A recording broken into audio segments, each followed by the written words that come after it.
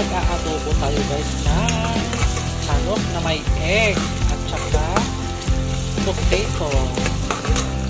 Guys, ito yung potato. Luto na yan.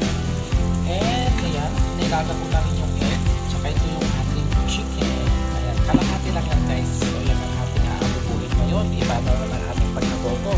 Pasawagan natin na potato at saka yung egg na nilaga. Ayan, pwede na guys. Lagay na natin yung ating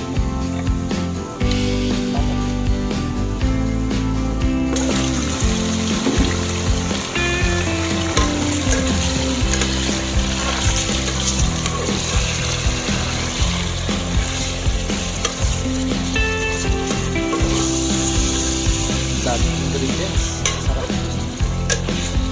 Nilagyan ko ng maraming sili guys kasi hindi lang sa sili. Ayan, at saka maraming bawang para mabango.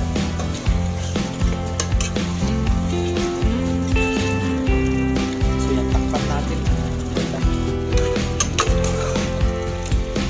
Ayan. Okay na siya. Lagyan natin yung potato.